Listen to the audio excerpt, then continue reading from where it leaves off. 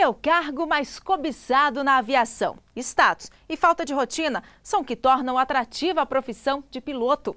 Eles atuam na área civil e militar. E para alçar voos mais altos, são necessários muito estudo, dedicação, disciplina e planejamento para atingir os objetivos. A reportagem é de Rafael Porfírio.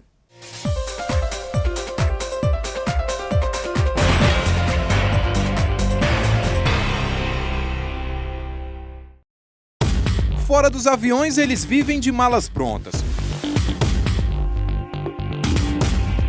Se durante a manhã estão em uma cidade, na hora do almoço provavelmente estarão em outro lugar. Para atender milhares de passageiros todos os dias nos aeroportos brasileiros, os mais de 6 mil pilotos das grandes companhias aéreas têm uma jornada puxada. Chegam a trabalhar 15 horas por dia.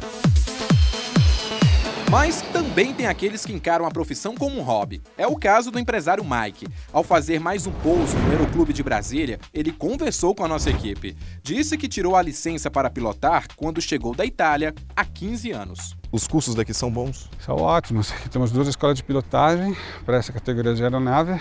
A gente breveta uma faixa de 30, 40 pilotos por ano. Muitos pilotos que saem das nossas escolas seguem depois para a carreira de piloto. Nós temos formados há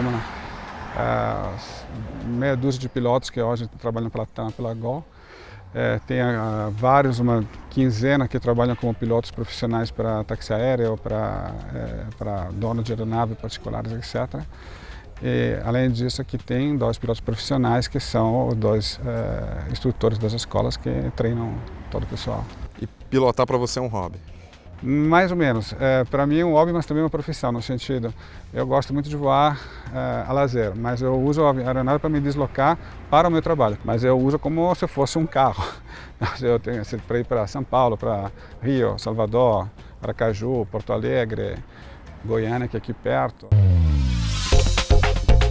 O hangar que guarda a aeronave do Mike recebeu um toque especial e foi todo adaptado. Assim, ele não precisa sair para nada. Então você procura um motivo para estar perto do avião sempre. Porque esse aqui é o meu passarinho, é o meu xodó, é a minha paixão, então... Então hoje eu vou ser a desculpa dele para conhecer o céu de Brasília, né? Com certeza. Bonito? Lindo, você vai ver.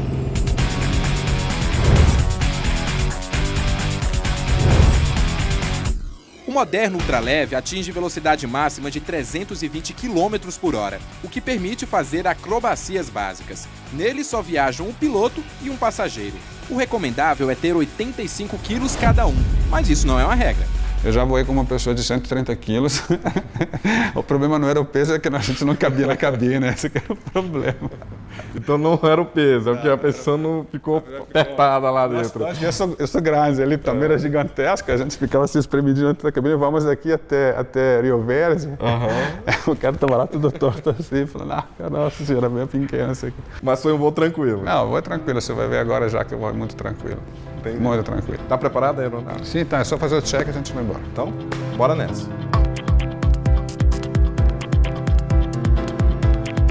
Mike, qual é a orientação aqui no painel? A orientação é a seguinte, para o passageiro, a única coisa que eu preciso em pós-decolagem, pedais, manche, esse 3 manetes que comanda o motor. O resto é só monitoramento de voo, navegação e comunicação. O primeiro checklist que a gente vai ver, ele apresenta já de cara o número de horas que o avião tem para saber se eu preciso fazer manutenção ou não, faltando ainda 47 horas para a próxima manutenção, acabei de fazer, a cada 50 horas. Eles à frente, mistura à frente. Nossa, é muito botão. Atenção, gente, vou dar partida. É muito complicado. Sai daí. Atenção, vou dar partida. Cuidado, vai um fluxo de ar aí.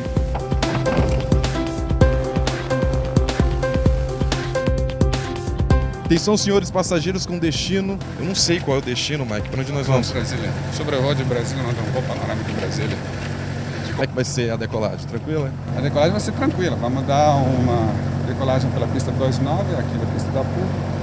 E vamos adquirir velocidade para depois ultrapassar um obstáculos que estão na cabeceira da pista, que é um topo. Então você vai se divertir, porque você vai sentir uma emoção na decolagem. Vamos com emoção, então bora nessa. Depois de correr na pista e levantar voo, o céu é o limite. Em ultraleve, o passageiro de primeira viagem pode estranhar as curvas fechadas e as turbulências. No no ar até o repórter se transforma em piloto por alguns instantes. Com a ajuda do Mike, foi possível sobrevoar os principais cartões postais da capital.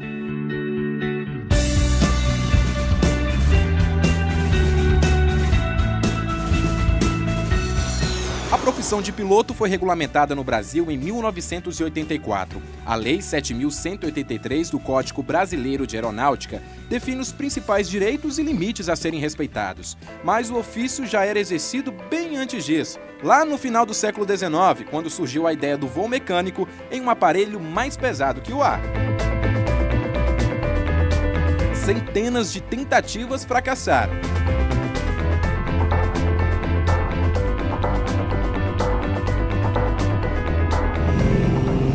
Até outubro de 1901, o céu não era dominado pelo homem, que apenas sonhava em voar. Ao dar uma volta na Torre Eiffel em menos de 30 minutos, com dirigível de motor a gasolina, Santos Dumont realizou esse sonho. Mas foi o 14 bis, em 1906, o primeiro veículo a decolar e pousar por si só. E assim começou a era dos aviões. No início, o tempo de voo era curto e com poucas pessoas. Em 1919, por exemplo, quando o radiador aquecia, era preciso pousar na água sem desligar o motor. Em 1936, aviões com velocidade de até 320 km por hora já carregavam cerca de 20 pessoas, reduzindo viagens de 15 dias para 8 horas. Mas antes mesmo de serem adaptados para o transporte, os aviões já haviam se tornado máquinas poderosas de combate aos inimigos nas guerras mundiais.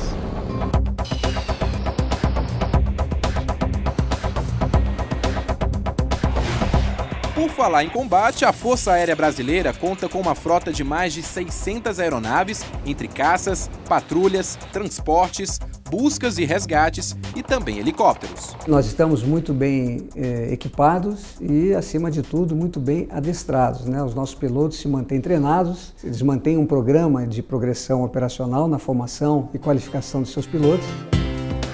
40 dos 94 anos da aviação no Brasil foram acompanhados por Antônio Bermudes. Na escola de pilotos, voou em quase todo tipo de aeronave militar. Só em caças, aqueles aviões de combate, são mais de 1.600 horas de voo. Hoje o piloto é major brigadeiro e ajuda a comandar os militares da escola de aviação.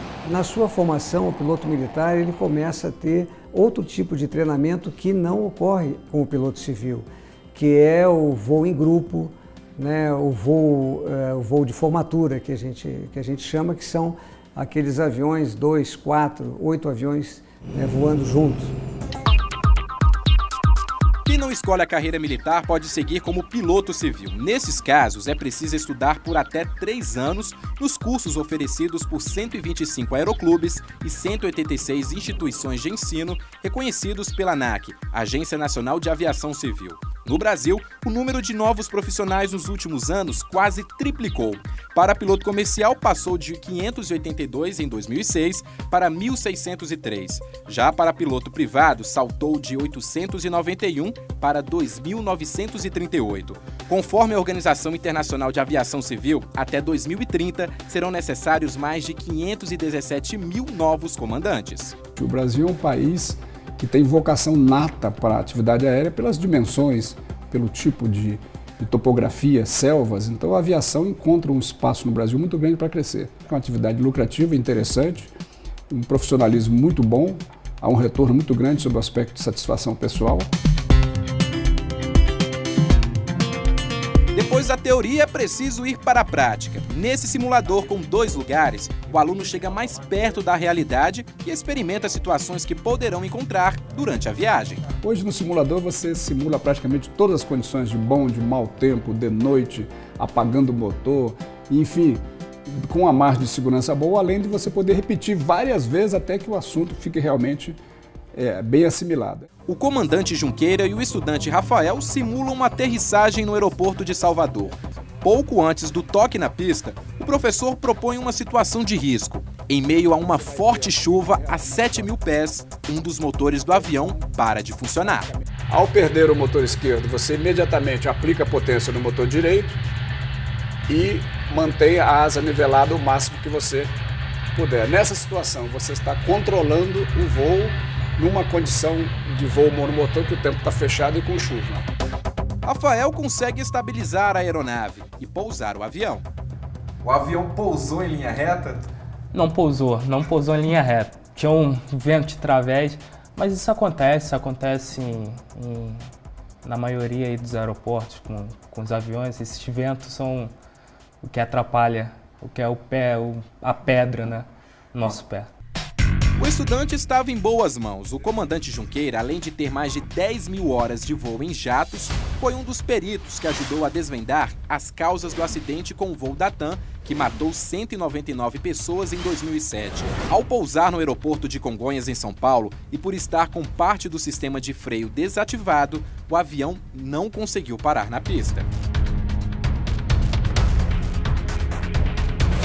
Foi uma conjugação de fatores que levaram a tripulação a deixar de observar um procedimento de segurança, que foi a redução das duas manetes de potência para a posição A e do reverso. Em não fazendo, o sistema automático interpretou como se a aeronave, se a tripulação tivesse pretendendo fazer um voo rasante sobre a pista.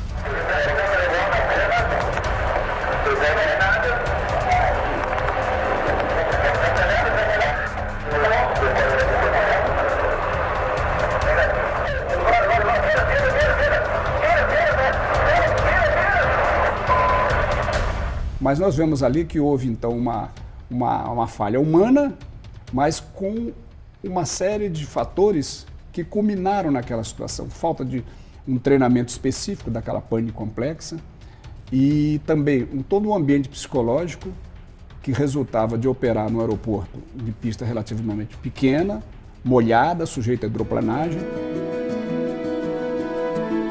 Para qualificar a nova geração da aviação, o comandante Adair transmite as aventuras que passou no céu e a experiência dos 60 anos em que esteve sentado na poltrona da cabine de um avião. O que um profissional precisa ter? Olha, a primeira coisa que ele precisa ter, é ele gostar de aviação, né? Porque se ele gostar de aviação, no momento que ele entrar, não sai mais. Porque é realmente uma coisa apaixonante. E aí ele tem que se dedicar muito, estudar muito, né, bastante mesmo, e procurar ter uma formação profissional bastante avançada, digamos assim.